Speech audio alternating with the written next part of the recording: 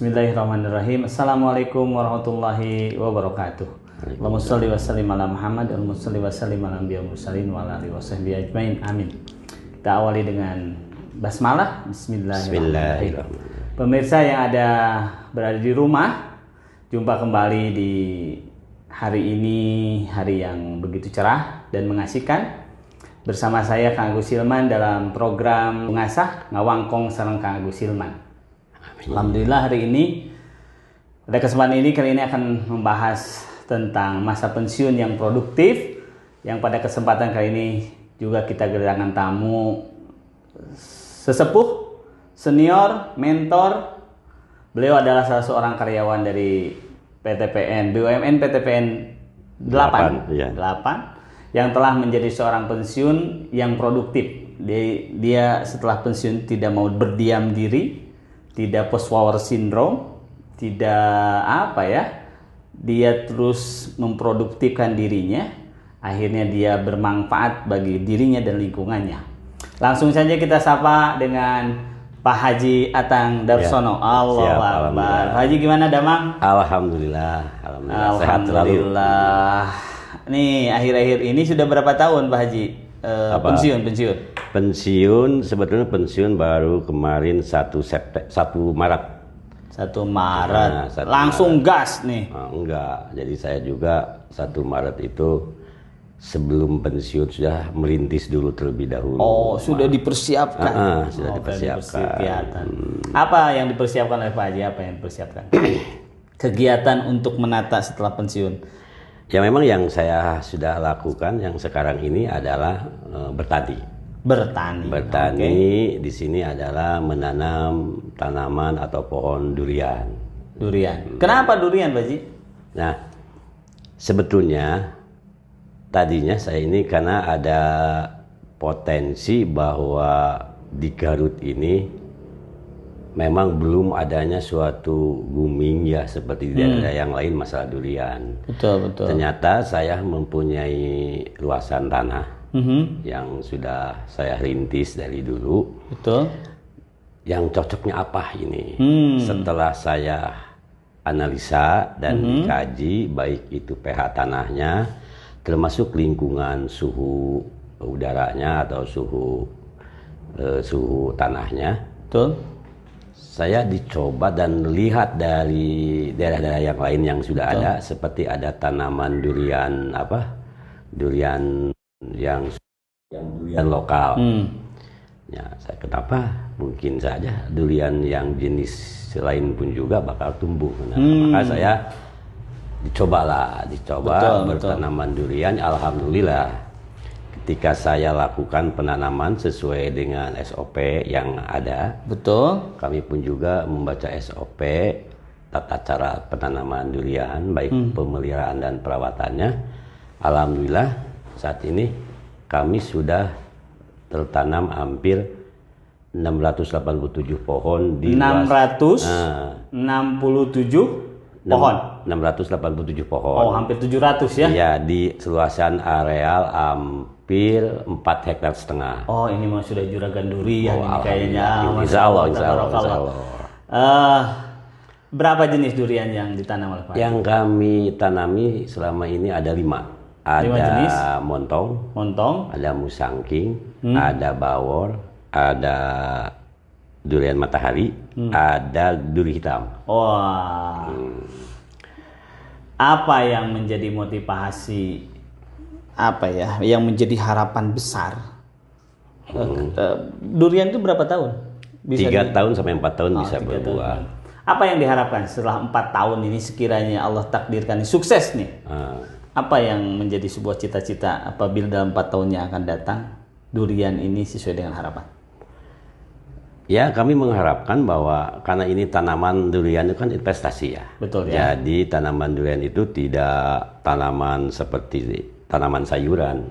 Hanya 3 bulan panen, 3 bulan panen. Betul. Tapi kan ini bisa mencapai umur ekonomi 25 tahun sampai 30 tahun tertanam bisa berbuah. Motivasi yang kami lakukan memang awalnya kami berpersiapan menjelang pensiun. Karena tetap Kalau yang namanya karyawan, yang dulu kesannya tadinya sibuk di pekerjaan, Betul. ketika sudah pensiun akan menjadi suatu kebingungan. Karena apalagi di perusahaan kami umur usia 56 tahun sudah masuk pensiun itu masa-masa produktif. Baik produktif dalam pola pikir, dalam pola menggunakan suatu ide, Betul. bahkan secara fisik masih mampu sebetulnya. Masih oke lah ya. Nah, tapi ketika berhenti pensiun, berarti kita ini diam di rumah ini kebingungan. Ujung-ujungnya nanti stres sakit. Nah, itu yang dikhawatirkan. Maka kami melakukan suatu kegiatan yang sifatnya kegiatan aktivitas menjelang pensiun itu enjoy, makin sepuh, makin asik, makin banyak senyum dan makin bahagia gitu ya. Jadi tidak mengganggu kan kalau tani kan bebas. Betul. Bebas dalam arti waktunya tidak terikat kan. Betul. Nah, yang penting perawatan jalan aja, beribadah jalan, bersosialisasi jalan, kan bertani itu waktunya pun juga tidak keikat jam kerja. Tapi Adan, sholat, sholat, betul ya. Udah. Di mana lokasi? Berapa lokasi yang telah dari 700 yang ditanam di lokasi yang pertama kami di daerah Cigentong. Cigentong itu alur ke daerah Desa Pakenyeng, Kecamatan Pamulihan. Di sana ada 1 hektar, kami coba tanam hampir sekarang 85 pohon sana, cobaan. Itu umurnya sudah masuk mau ke 2 tahun. Sebentar lagi berarti ya. Terus pengembangan yang kedua kami nanam lagi di daerah Blok Makam, di daerah dekat Desa Pakenyeng. Itu ada 1 hektar, kami sudah tanam hampir 160 pohon. Selanjutnya pengembangan lagi di daerah Arinem, Desa Jaya Mekar, Kecamatan Pakenyeng, yang jalan provinsi tembusan ke daerah Bungbulang. Di sana pinggiran jalan kami sudah menanam hampir kurang lebih di sana tuh 430 berarti pohon. Ada 3 lokasi. 3 lokasi. Yang besar itu yang ada di Arinem yang sekarang ini. Jadi totalitas 687 pohon dengan luasan 4,5 hektar. Suasana yang cukup segar dan dingin. Pak Haji, dalam 1 minggu di 3 tempat itu untuk ngontrol atau untuk bersenang dengan tanaman saya seminggu berapa kali? Saya dilakukan dalam seminggu itu 3 kali atau 3 hari. Gitu. Jadi 3 hari saya biasa hari Senin, hari Rabu, kalau Sabtu atau Minggu gitu. Tapi Jumat enggak. Saya Jumat diam aja di imahnya, udah di masjid aja. Khusus lah ya, Sayyidul Ayyam untuk beribadah ya. Gitu. Berarti dalam seminggu 3 hari itu diproduksikan untuk menata perkebunan. Tadi pertanyaan Bapak, motivasinya adalah gini, bahwa kita ini selama kita masih sehat, betul. Selama kita masih, walaupun umur sudah mau ke umur tua lah, 56 tahun, tetap jiwanya harus jiwa muda. Gitu kan. Jadi tetap jiwa muda, salah satunya dalam pola pikirnya. Jadi tetap jangan menganggap pensiun segala-galanya. Tetap tidak, harus beraktivitas, ada kegiatan aktivitas seperti baik tani maupun usaha. Betul. Aktivitas juga di lingkungan masyarakat. Aktivitas juga di lingkungan sosial misalkan, atau di masjid, di mana harus selalu aktif. Gitu. Satu lagi informasi, beliau betul pensiunan tapi di sisi pola cara berpikir jauh lebih berkembang. Beliau juga adalah sesepuh di satu perumahan. Beliau juga penasehat ke DKM-an, Masjidullah Baitul Patah yang sudah 13 tahun ya. Jadi RW 11 tahun. Sekarang menjadi penasehat yang notabene mengembangkan bagaimana masjid ini makmur dan yang lainnya gitu ya Pak Haji ya. Iya betul. Mungkin ada sebagian penonton yang ingin mengikuti jejak Pak Haji. Tip dan triknya, jangan sampai, tadi kata Pak Haji, di usia pensiun itu hanya berpikir pensiun, ya kan, semangatnya hilang, kan gitu, bisa jadi menjadi stres dan sakit. Nah, apa tip and triknya? Ini tetap kita ini dalam hidup itu pakai pola, Oke. diprogram. Oke. Kalau misalkan kita ini karyawan pensiun, nah menjelang pensiun minimalnya 3 tahun. 3 tahun. Kita ini harus merintis. Oke. Usaha apa yang kita lakukan? Dipersiapkan. Dipersiapkan, dirintis. Jadi ketika pensiun tinggal menjalani. Nah, kebanyakan orang itu persiapannya tidak matang. Jadi nanti aja setelah pensiun. Kalau setelah pensiun, begitu pensiun, kita melakukan perintisan. Di sana membutuhkan sebelum kita berhasil sudah ada risiko. Banyak orang-orang yang gagal. Betul. Misal ke nana uang ada, dana ada, kadang-kadang karena setelah pensiun kalau merintis kan bingung apa yang harus dilakukan kan. Betul. Anggaplah modal mungkin sudah siap. Betul. Gagasan sudah ada, tapi begitu action, bisnis apa yang kita lakukan? Yang namanya bisnis atau tani tetap ada mekanisme atau ada program atau persiapan yang panjang. Makanya saya menjelang pensiun, anggap kemarin itu hampir 3 tahun lah, 2 tahun sudah dirintis. Sudah dipersiapkan pola, merintis ya? ini apalagi tani kan. Kita pun juga siapkan taninya itu. Langsung sebelum pensiun pun juga saya sudah menyiapkan, sudah mulai menanam. Sudah nanam ini. Jadi ketika pensiunnya tinggal merawat. Tinggal merawat tanaman tersebut. Ini satu lagi. Gimana ibu atau anak-anak Pak Haji nih terhadap apa yang dipersiapkan oleh Pak Haji? Dukungannya sejauh mana? Ya dukungannya sangat mendukung. Sangat mendukung karena ini bagaimana juga apapun hasil karya kami atau nanam durian kan untuk mereka. Ada sinergitas ya antara mereka. Apalagi kan, makanya saya ini merintis usaha atau merintis menanam durian ini bukan untuk kita sendiri. Yang pertama untuk aktivitas sendiri kita. Aku sudah pensiun harus beraktivitas semangat. Yang kedua untuk keluarga. Kan gitu hasilnya. Betul. Yang ketiga untuk manfaat masyarakat sekitar juga. Betul. Gitu. Nih satu lagi nih, Pak Haji dan keluarga ini sudah berapa tahun ya merintis tentang sedekah Jumat. Jadi bagi masyarakat jamaah Masjidullah Baitul Fatah yang Jumatan, maka pasca Jumatnya diberikan makan ya sebagai sedekah Jumat yang terbaik. Mudah-mudahan rezekinya selalu diberkahi Pak Haji dan keluarganya diamankan dari segala hal. Saya ingin lebih dalam Pak Haji dari sisi motivasi. Gimana? Tadi kenapa durian sudah dianalisis. Dari sisi ekonomis apa sih yang mengasihkan durian ini ditanam? Kalau durian secara analisis anggap saja mimpi ya. Mimpi aja, mimpi. Memang motivasi pertama yang penting kita ada kegiatan. Satu itu. Kegiatan bagaimana kita ini harus aktivitas kegiatan apapun baik bisnis maupun tani. Betul. Kegiatan. Tanaman itu harus dirawat dengan baik. Salah satunya adalah seperti kita ini anggap tanaman itu seperti bayi. Kasih sayangnya seperti itu ya. Berarti cara merawat tanaman itu seperti bayi aja. Kita tidak ada ilmu cara perawatan anak.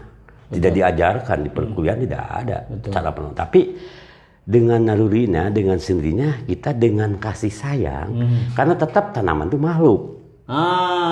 Betul. Makhluk Allah yang sama dengan anak kan, makhluk Allah, titipan Allah. Kita rawat, bina, hanya cara perawatannya kalau tanaman bisa dilakukan, dibersihkan, dipupuk, diobati, itu disirami, itu secara rutinitas, action tiap hari, insya Allah akan ada hasilnya.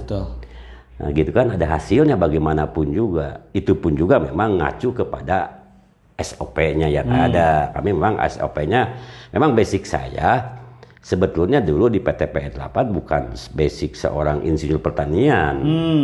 Tapi saya beranggapan memang di PTPN 8 itu perusahaan perkebunan, yaitu perkebunan karet, teh dan sawit. Betul. Nah, gitu. Nah, ketika kami mencoba melakukan tani durian, bukan saya kan basicnya administrasi dan keuangan sebetulnya. Tapi saya menganggap bahwa tanaman pun juga bisa dirawat kepada siapapun. Kok orang petani juga tidak ada dasar orang ini, justru orang banyaknya yang gagal, tapi petani yang sukses kan? Tapi intinya karena ada di jiwanya ada rasa kasih sayang, ada rutinitas perawatannya, ada semangat, ada terus beraktivitas, terus bertani, terus merawat tanaman dengan baik, terus akhirnya ada hasil. tentang refleksi kasih sayang terhadap makhluk Allah ya. Pak Haji dietlah Pak Haji. Makasih, alhamdulillah. Minum dulu, bismillah. Alhamdulillahirrabbilalamin. Ini mungkin 1 tahun lagi kita akan pesta durian nih. Insya Allah. Di Arinam ya Pak Haji ya? Iya, Insya Allah, insya Allah. Arinam itu cukup potensi juga untuk agrowisata. Di satu sisi ada sisi ekonomis yang mudah-mudahan tercapai, ya kan? Ketika tadi tanaman-tanaman biasanya 3 bulan panen selesai, ini hampir 20 tahun, ya kan? Dan ini durian ini buah nasional lah ya, buah semua orang tahu, bahkan mendunia. Tapi di satu sisi yang lain, Pak Haji pun mengembangkan apa disebut di Arinam itu? Lembah durian. Tagnya gini, lembah durian. Arinam. Di sana juga dibikin landscape yang asik untuk bermain, selfie dengan pemandangan yang cukup indah. Besok juga kita akan mencoba untuk camping bersama. Jadi ada tempat untuk camping dan yang lainnya. Apa ya? Ketika ini akan didorong ke arah agrowisata, ya kan? Oke, itu tanamannya durian. Ketika ini di landscape-nya diatur dan yang lainnya, terus dipola sehingga itu menyamankan. Ya. Ekspektasinya berapa tahun yang akan datang itu akan menjadi sebuah tempat wisata yang mengasihkan. Saya Ritis sekarang ini mengikuti dengan persiapannya itu mengikuti pertumbuhan tanaman ya. Anggap dari nanam sampai berbuah itu 3 tahun. Oke. 3 tahun lebih ya. Siap. Nah sekarang di Arinam itu umurnya baru 8 bulan. Anggaplah setahun. Betul. Sekarang pun juga saya sudah ditata sedikit-sedikit. Artinya penataannya sudah misalnya tataannya dibuat gazebo, dibuat tempat parkir. Betul. Termasuk di jalan ke bawahnya ada jalan kontrol nanti untuk selfie-selfie. Betul. Bertahap aja nanti akan dibentuk masjid, dibentuk tempat parkir, dibentuk lagi gedung lah, atau tempat gazebo-gazebo. Itu dirintis kurang lebih 3 tahun berbarengan dengan nanti tanaman itu berbuah. Jadi ketika tanaman parkir tempat masjid ada parkiran juga ada, gazebo ada, dirintis selama 3 tahun anggap. Jadi pas selesai itu tanaman sudah berbuah. Gitu. Jadi pengunjung tuh ya udah pas begitu. Sarana dan tempatnya sudah ada, buahnya pun juga sudah ada. Asik ya. Begitu, program kami gitu, insya Allah gitu.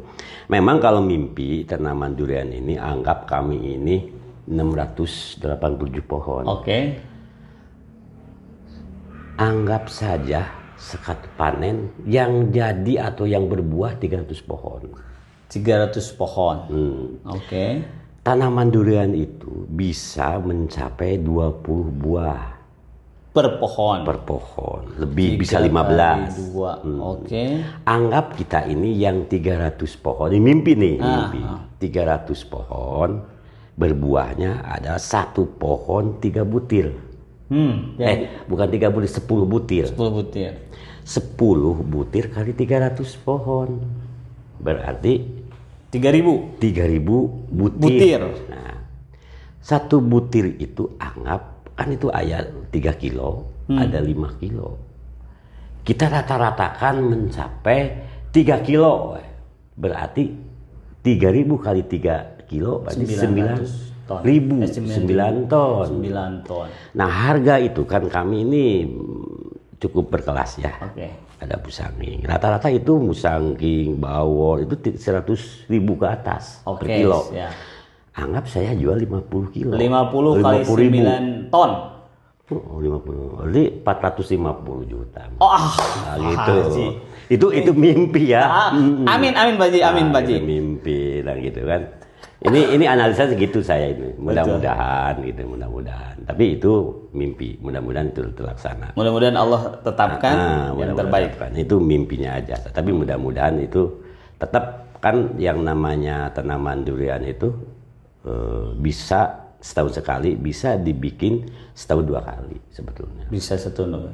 Berarti kalau setahun 2 kali itu di kisaran 900 jutaan. Insya Allah. Bener ya? 900 juta dibagi 10 bulan, itu asumsi per bulan ya. Berarti berapa? 90 juta per bulan. Itu gaji apa?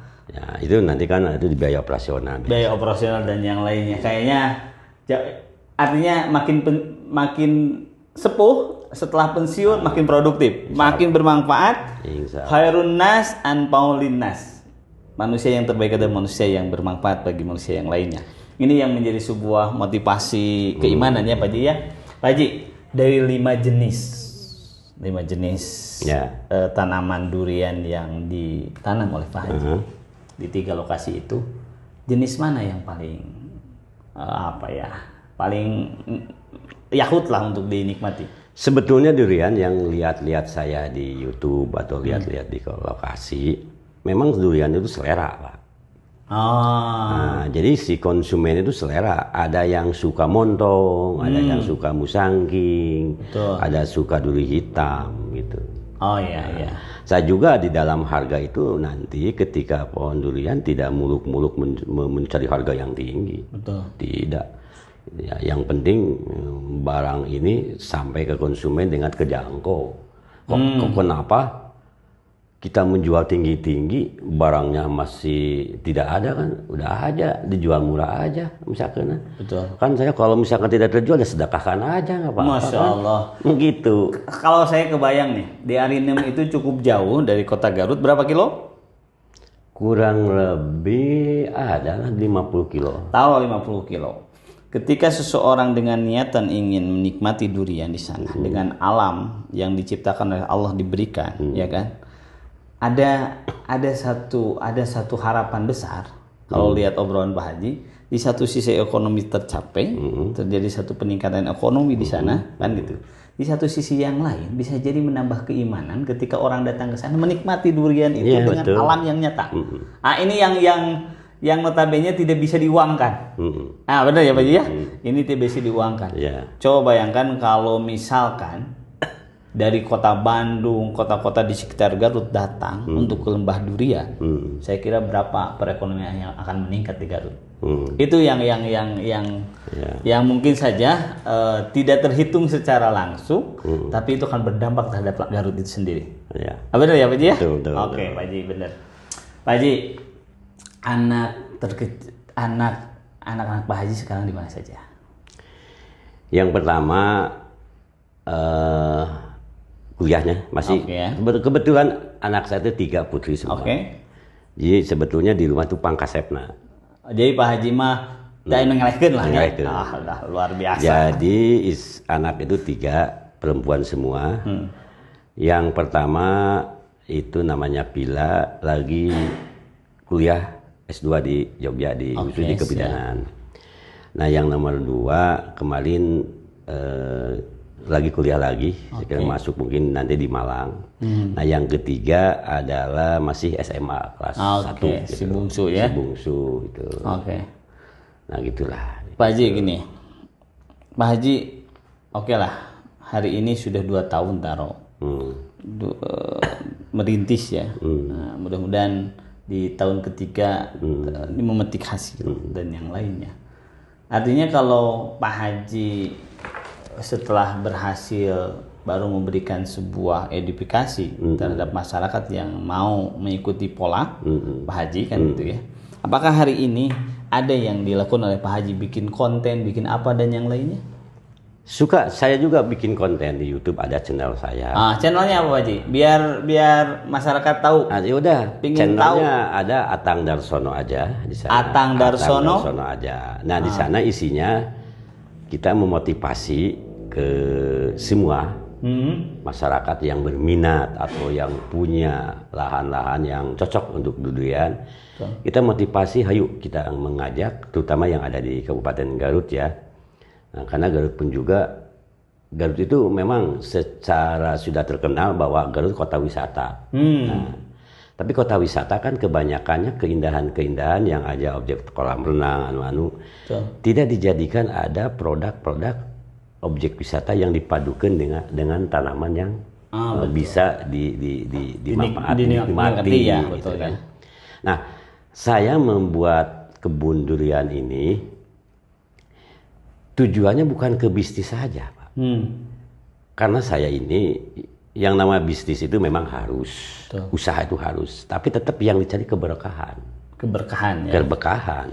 Yang namanya berkah tetap ada suatu amalan atau ada suatu perilaku yang sifatnya kegiatan sosial. Nah, sosial itu bisa dikatakan bersedekah. Nah, bersedekah kan macam-macam kan. Kita ini bisa memotivasi orang atau bisa membuat butuh YouTube. Kita ada bagaimana cara-cara pemeliharaan durian yang baik, bagaimana cara membuat pupuk yang benar, yang baik. Kan itu kan kami disampaikan ke pemirsa itu di dalam channel itu kan sama, sedekah ilmu, sedekah bagi-bagi pengalaman. Sedekah ilmi. Nah, tadi pun juga setelah kita berbuah nanti, panen nanti, tetap kami pun juga tidak selalu dibisniskan. Yang namanya petani itu, jiwa petani itu, ketika panen buahnya banyak, rasanya manis, asik, itu sudah jadi kepuasan. Masya Allah, tabarakallah. Gitu. Ketika nanti bisa kemakan, arti makan deh bisa ada kejangkau kebeli, ada yang merasakannya nikmat rasanya, ya itu sudah kepuasan kami. Betul. Jadi kepuasan itu tidak segi uang saja kan. Nah itu, jadi makanya tetap dalam bisnis itu supaya lebih berkah, supaya lebih maju, tetap kita pun juga harus melakukan kegiatan bisnis itu, harus suka sisihkan zakat dan sedekah. Oke, siap. Beliau sebagai penasihat DKM selalu menekankan bahwa ada zakat 5-10% yang harus dikeluarkan dari zakat pertanian ya, dan yang lainnya. Dan ini juga menjadi sebuah inspirasi bahwa Muslim harus produktif, karena dengan produktif mudah-mudahan Allah mengalirkan kekayaan itu dan ini kita bermanfaat dan bisa menyelesaikan tata kelola kehidupan lingkungan yang ada. Gitu ya Pak Ji ya? Ya, siap. Oke, sekali lagi Atang Darsono Channel, bener ya Pak? Ya, betul. Atang Darsono Channel. Nah gini Pak Haji, Pak Haji, untuk di akhir cerita nih, saya pingin karena podcast ini ngasah, punya filosofi ngasah itu adalah memberikan sebuah perlakuan dari barang yang jarang dipakai. Diasah sehingga itu menjadi produktif kembali. Nah, ini ya, dan makin efektif dan efisien. Saya ingin Pak Haji memberikan sebuah closing statement di podcast ini untuk sahabat-sahabat kita yang mungkin 2 atau 3 tahun yang akan datang pensiun. Apa yang diberikan motivasi untuk mereka yang 3 tahun lagi akan pensiun? Silakan Pak Haji. Oke, baiklah. Teman-teman, kepada teman-teman yang mau masa pensiun, tetap kita ini jangan menghiraukan umur, tapi tetap kita tetap semangat dalam kehidupan ini. Yang penting di dalam kehidupan ini tingkatkan rasa semangat kita. Walaupun umur sudah senja, kesemangatan, salah satu kesemangatan tetap tingkatkan kita ibadah. Nah, untuk ibadah ya jelas kalau laki-laki kita ini tingkatkan makmurkan masjid dengan sholat berjamaah. Nah, yang kedua tetap aktivitas, karena menjelang pensiun atau sudah pensiun, kita akan menghadapi kejenuhan, bahkan stres, bahkan kesananya akan sakit. Tadinya kita ini makanya harus dirintis usaha sejak menjelang pensiun. Itu sebetulnya harus 5 tahun, tapi kita anggaplah 2 tahun, 3 tahun sudah merintis. Saya banyak teman-teman yang sudah merintisnya atau tidak disiapkan menjelang pensiun, akhirnya ada yang kayaknya yang sakit dan lain sebagainya. Maka saya memotivasi kepada teman-teman tetap bahwa rintisan usaha ini harus disiapkan sejak kita masih tugas. Apapun yang penting ketika sudah menjelang pensiun, tetap kita harus semangat, harus berjiwa muda, dan kita tingkatkan peribadahan kita yang ke Maha Kuasa, karena banyak waktu kan kita melakukan peribadahan kita. Siap. Yang ketiga tetap kita ini harus tingkatkan rasa kebersamaan dan silaturahmi dengan masyarakat. Berarti 3 hal ya. Yang itu. 1, meningkatkan ibadah, kedua meningkatkan produktivitas dengan mempersiapkan pasca pensiun nanti. Yang ketiga adalah menata kehidupan lingkungan sosial, yaitu dengan bersilaturahmi. Alhamdulillah. Makin malam makin mengasihkan. Sangat bermakna sekali kebersamaan kita di program Ngasah. Ngawangkong sareng Kang Agus Hilman, apalagi dengan kehadiran Pak Haji Atang Darsono. Jangan bosan Pak Haji, seandainya nanti diulang lagi. Yang telah memaparkan bahasan tahapan-tahapan bagaimana makin sepuh, makin produktif, khairun nas anfa'uhun nas. Bukan menjadi pesakitan, tapi makin orang mengatakan makin sepuh, makin mengasihkan. Itu yang diharapkan ya.